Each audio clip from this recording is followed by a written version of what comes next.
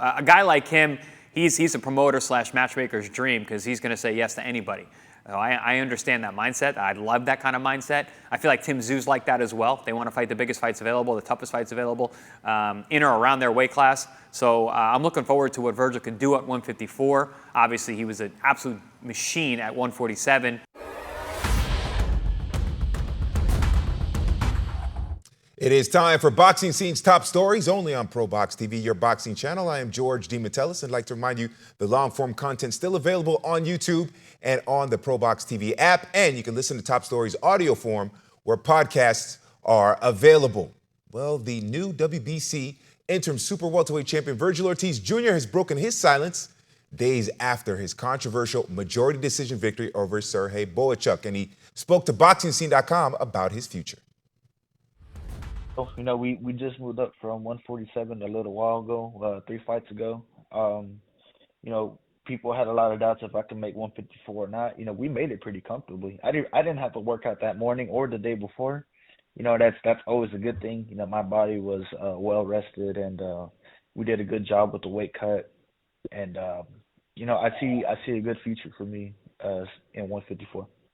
Right now, you know, we're just you know, I'm just relaxing right now, and that's, I mean, you know, that comes, you know, after being in a fight. But I haven't heard anything yet. I have been asked who do I want to fight next, but I mean, honestly, my answer every time is I don't care. Like, just bring me a fight. So, you know, and that always leaves the options open. So just know that if I don't fight anytime soon, or if I fight soon, that's because, like, let me rephrase that. If I don't fight anytime soon, it's not my fault, because I'm open to fight everybody. Well, to analyze the words of Vergil Ortiz Jr., we are joined by our champions. We got Chris Algieri and we got Paulie Malignaggi here on Top Stories. All right, Chris, what do you make of the words of Vergil Ortiz saying he's open to fight anybody, and he made 154 pretty comfortably as well? Well, I mean, that's nothing new coming from Virgil. I mean, he's one of those guys who is always willing to fight anyone around him. He saw himself at the top of the division for a while now. He felt the same way at 147. You know, he's gotten past a really, really tough guy in Bohachuk. Razor thin, but still, I think this is a kind of fight where you can really learn a lot about yourself being in that kind of tough fight in this new weight class. That was his first real 154-pounder that he fought, and he fought a really good one in Sergey Bohachuk.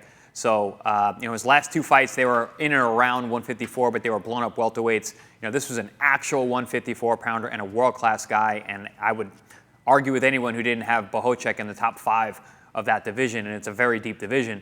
So I think this is a good stepping stone for him in terms of where he's going next. You know, I'm sure a lot of people would like to see them fight again. I would like to see that again. It just doesn't seem like it's in the cards. It's not something that's on their plans. He said he wants to fight everybody, but he didn't really mention Bohachuk. He's mentioned Crawford, of course, which is going to be the top of the division, the biggest money payday available. Any of the other guys there, Fandora, Spence, those are all huge fights to be made. And there's a lot of great fights that can be made at 154. And Virgil's ready for anybody. That's just kind of the mentality that I've always taken from in all of his interviews. He said it there. He's like, I don't care who I fight. I'm ready to fight. So a guy like him, he's a promoter slash matchmaker's dream because he's going to say yes to anybody. I understand that mindset. I love that kind of mindset. I feel like Tim Tszyu's like that as well. They want to fight the biggest fights available, the toughest fights available, in or around their weight class. So I'm looking forward to what Virgil can do at 154. Obviously, he was an absolute machine at 147, but his body, he just outgrew that weight class. And it's good to hear that he's making 54 comfortably now, and hopefully that he can perform at his best there. But let's see what is on the landscape for him, because, like I said, it's a very, very deep division with a lot of big names for him to match up with, and I'm here for all of it. I want to see him fight all those guys. Yeah, you know, that was actually the thing I was probably felt best about, was the fact that he mentioned about making 154 pretty easily. You know, everybody out there in the critics became a dietitian recently. You know, he was going to go from 147 to 160 because he can't make 154 and all this other stuff. He's awesomely making 154 from what he's saying. If you don't have to eat it, if you can eat in the morning, or if you don't have to work out so hard the day before the weigh-in, so you recover for the fight, that is huge. That's a luxury not all fighters have when they have to make weight. And then you can take the work of the training camp into the fight more freshly. So the fact that like Champ, like you said, he's a machine at 147 pounds, and then he went through those issues with weight, with the rhabdomyolysis and all this other stuff. You started having a lot of curiosity. So the fact that he's coming back now, and he looked good against Bohocic. Listen, they both look good, so you can see he still is that kind of machine type fighter. It's just at 154, they're a little bit bigger, and obviously there's a bit more quality at 154 than there is now at 147. So it's a tougher weight class, but he fits in very well because he is also still that machine, I feel like. And as far as the way he's talking like a hungry young fighter should talk, and what you would expect from a young phenom. He wants to fight, and he's putting the onus on his team. He said, listen, if I don't fight soon, it's not on me, it's on my team. Basically, like, it's out of my hands. I'll fight anybody, anytime, anywhere, kind of thing. So he really means it because he's actually done it. And Champ, you mentioned Tim Tszyu as well. These two guys were about to fight each other if it wasn't for the cut not healing on Tim Tszyu's head. And what does he replace Tim Tszyu with? He doesn't replace him with a gimme. He replaces him with Bohocic, who is a knockout machine himself. And he won a very close decision there. That's actually a fight I'd love to see a rematch of. Of course, you're going to have the Crawford talk and all this other stuff. But I'd love to look forward to seeing Crawford, Vergil Ortiz in the mix at 154 pounds with all of these really hungry, world-class, phenomenal fighters. I mean, you've got Tszyu, you've got Madrimov, you've got young guys coming up the ladder, as well, who are right behind them, like who's the kid from Ohio we were talking about the other day. He was mentioning these guys as well. Forget his name now. One who fought Pat Day, Chris. Charles Conwell. Cromwell, yes. Yeah, there's a few fighters there at 154, both world class, and right behind them that are making their way there. This is a fun weight class, and what's great about it is, outside of Crawford, who obviously is a superstar level fighter, they're not superstar level fighters, but they're world class, phenomenal fighters who could probably beat some superstar fighters on the right night. So it's shaping up for a fun time over at 154, and Vergil is primed and right in the middle of it. And I look forward to seeing him again. Hopefully his team doesn't make him wait outside too long.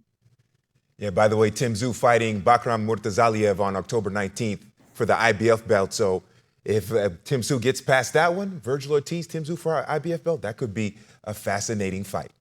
Well, we'd like to remind you that on Top Stories, we have the best in boxing here on ProBox TV. You can always check out the best live fight series with Wednesday night fights and so much more on ProBox TV. Download the app and scan the QR code, where apps are available. I'm George DeMatteis, and that is Boxing Scene's Top Stories. Wednesday night fights.